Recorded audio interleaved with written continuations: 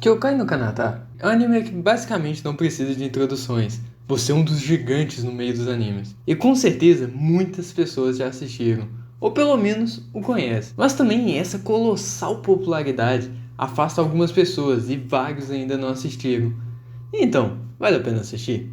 Kyokai no Kanata se passa em um mundo fantástico, onde o mundo real se entrelaça com o mundo espiritual. Essa proximidade dos dois mundos faz com que seres apareçam num mundo na qual não pertencem. Esses seres são chamados de Yomo, e é dito que esses Yomo são a materialização de emoções humanas ruins. Seres que aparecem com um acúmulo de ódio, inveja, raiva. E por esse motivo, as suas presenças são algo extremamente perigoso para a sociedade. E humanos normais não conseguem vê-los. Então eles estão muito propícios a serem controlados ou até mortos por essas emoções reprimidas. E é por isso que existem os guerreiros do mundo espiritual. Pessoas que têm diversos tipos de poderes e os usam para acabar com esses Yomo. E não os deixam fazer mais estragos. Mas acontece que esses Yomo também são extremamente rentáveis. E após suas mortes dropam uma pedrinha que pode ser vendida por um preço. Então esses guerreiros também são incentivados a eliminar Yomos por dinheiro também. E nesse mundo, partes da cidade são controladas por diversos clãs, nas sombras da sociedade humana normal. Esses clãs de guerreiros espirituais têm a responsabilidade de exercer principalmente a proteção local. E a história se passa em uma cidade defendida pelo clã Nascer. E conta a história principalmente de Kambara Akihito. Akihito não é um humano normal, mas também não é um Yomo. Akihito-san é um ser extremamente raro, um meio Yomo. Devido à sua desconhecida situação, o garoto é observado por alguns dos filhos da família Nascer. Mas de início, todos eles levam uma vida normal. Vão à escola normalmente, são parte de um clube de leitura e tal. Certo dia, Akihito estava andando pelo lado de fora da escola quando ele vê uma cena que ninguém quer ver na vida. Uma garota de cabelos rosa na beira do telhado.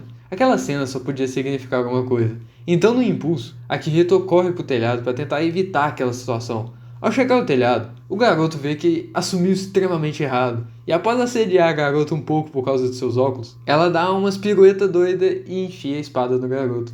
E é a partir desse encontro que tudo vai acarretar na vida desses personagens. Akihito agora tem que lidar com essa garota que apareceu repentinamente, Kuriyama Mirai.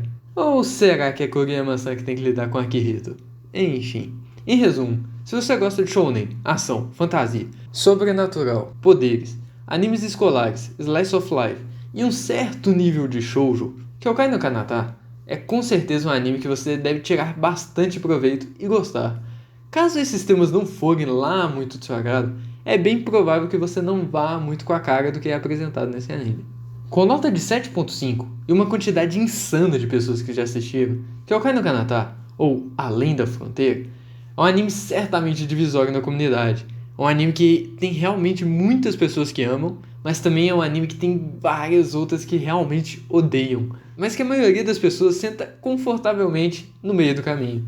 E nessa dúvida, será que vale a pena assistir Kyokai no Kanata? Sim, vale. Kyokai no Kanata é uma obra extremamente linda, com muito potencial, tem seus pontos sensacionais, mas também tem vários quesitos que poderia ter sido melhor, ou simplesmente são ruins mesmo.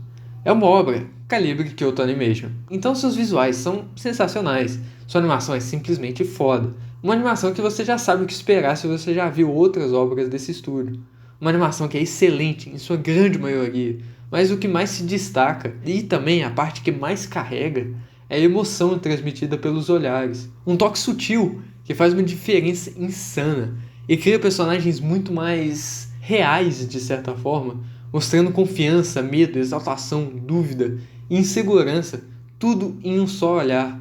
Uma animação que brilha e muito nos pequenos detalhes e faz com que todo o conjunto da obra venha à tona de uma forma simplesmente sensacional. E talvez sendo parecido até demais com outras obras da KyoAni. Que problema tem isso, né? É um parecido bom, se é que você me entende. Mas, né, a animação não é o que as pessoas têm problema, e sim a história. A história, em sua base, é realmente muito interessante e tem uma ideia bacana, e de alguma forma até executa bem. Porém, para a maioria das pessoas, é uma história que, quando você está assistindo, parece que está faltando algo, que nem tudo está como deveria ser. Você pode até não saber exatamente qual que é o problema ou o que poderia ser melhor, Essa situação faz com que o sentimento dessa obra seja bem mediano. Faz com que ela tenha um potencial muito grande, mas que de alguma forma não cumpre da mesma forma grandiosa. Mas não é como se isso fizesse a obra ser ruim. Só faz com que ela mantenha uma linha mediana e nunca eleva para o sensacional, que nem é a sua animação. E é uma obra que tem personagens muito interessantes, únicos e legais, com designs realmente muito bem feitos, mas que também falha em construir tais personagens de uma forma engajante. Tirando os personagens mais em evidência, o resto, mesmo que também sendo principais, ficam bem de lado em sua maioria. Mesmo a história querendo e deixando evidente que eles são realmente extremamente importantes. Como, por exemplo, Mitsuki. Ela é colocada na frente do palco como uma das personagens que você tem que ficar de olho. Mas a partir do ponto que a Kuriyama toma as rédeas da obra, Mitsuki é a mesma coisa que nada. Isso é realmente muito triste e passa a impressão que faltou tempo de criar algo mais particular a ela. Como você esperasse uma ação dela, só que essa ação nunca acontece. Isso acontece com vários outros personagens, uns mais do que os outros, né? E essa situação da Mitsuki e da Mirai, se você assistiu Koi no Katachi, você vai ver algumas semelhanças, principalmente com a Ueno e a Nishimiya. Então, além dessa situação dos personagens, na qual você não recebe muita exposição real deles, que parece que a importância de todos os personagens é diminuída pelo simples fato da Mirai existir, outra coisa que contribui muito para essa visão negativa da obra é a simples e frequente situação dos clichês. Então, imagina um clichêzinho bem comum em histórias desse tipo. É bem provável que Kyokai no Kanata tenha todos eles. E o que mais incomoda é o clichê do moleque tarado. Tá, eu não vou dizer aqui que simplesmente ter um clichê é algo ruim, igual muitas pessoas acreditam ser. Até porque eu meio que concordo com a Akihito. Mas caramba, como é desnecessário em alguns momentos. Ou na maioria deles, pra falar a verdade. O clichê do óculos ou da irmãzinha é tão frequente na tentativa de quebrar o gelo e fazer algo engraçadinho, que acaba que em praticamente todas as vezes é algo totalmente fora de lugar, que não tem nenhum benefício para aquele momento. E acaba virando mais um... Ah, lá vai eles fazer a piada do tarado de novo. E fica algo bem zoadinho. Circulando de volta os personagens, temos o caso do vilão principal. Um personagem que é construído no fundo da história desde quase o início. Porém a ideia de fazer um personagem misterioso, que está criando coisas por trás dos personagens principais, simplesmente cai por terra. E nada daquele personagem, que devia ser o vilão principal, faz com que ele seja intimidador, ou que pelo menos seja uma ameaça real. Um personagem que é simplesmente esquecido na situação do monstro com o nome do título, que faz esse trabalho de vilão principal muito melhor e ofusca esse outro personagem. Ou seja, uma das principais partes do plot é quase inexistente. Então lembra daquilo que eu falei mais cedo aí? Que durante a história você meio que vai sentindo que tem algo faltando? Pois é, essa é uma das coisas. Mas hey, ele é mais presente no filme de sequência, né? Então... Pra gente falar da percepção da comunidade sobre Kyokai no Kanata, a gente tem que falar do final. Calma. Eu não vou dar spoiler nenhum, não. É só pra vocês entenderem um pouco a situação.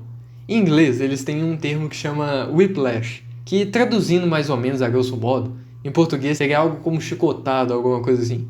Esse termo é usado muito para quando uma pessoa está esperando alguma coisa, quando algo está sendo construído e induzindo a pessoa em um sentido, quando a pessoa está no máximo investida naquele sentido, a situação muda completamente e a pessoa meio que fica atordoada com o que acabou de acontecer, meio que como uma chicotada mesmo, que faz aquela ondinha tranquila até dar aquela chapuletada braba no final.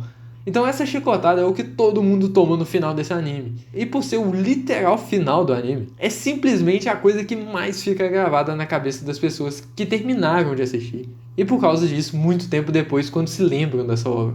Esse final é aquele tipo de final e fiquem ligados para a próxima temporada. Só que é feito de uma forma bem estranha. E por causa disso, a sensação se torna negativa.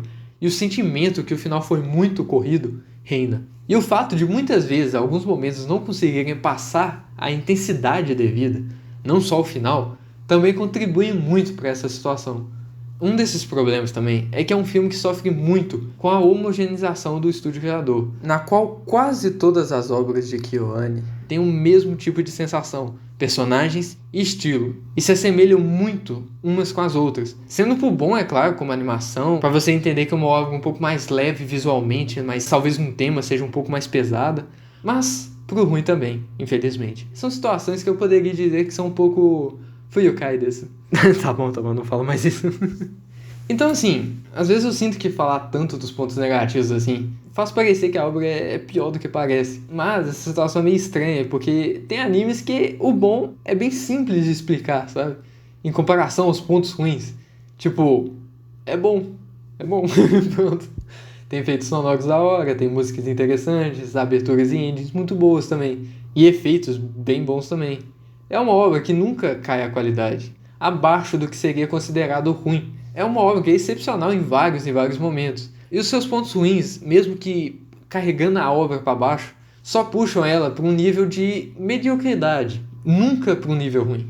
É uma obra que mesmo assim, mesmo com todos esses problemas, vai ser um anime muito bom para muitos, ou até vai ser o anime favorito de muitas outras pessoas também. Então, o Kyokai no Kanata é isso. É uma história que ao mesmo tempo é muito boa, é uma história que falta algo. É uma história que tem muito potencial, mas de alguma forma surfa nesse potencial, mas nunca o atinge. É uma obra simplesmente linda e bonitinha, no meio de sangue jorrando e animações sensacionais. Uma obra que mesmo que você não planeje assistir ou não goste muito da história, é interessante dar uma chancezinha, por causa dessa imensa importância que ela tem na cultura de animações e também da pequena chance de você amar. Kyokai no Kanata é aquele tipo de obra tão influencial que se você colocar uma imagem da Kuriyama na sua frente, é quase certeza que você vai saber quem é, ou já viu alguma coisa dela, mesmo se você nunca nem viu a obra ou sabe de onde ela saiu. E essa é a verdade para a maioria das pessoas que têm interesse em anime em geral. É o tipo de obra que transcende a história principal e vive muito mais fora dela pela imensa popularidade que ela tem.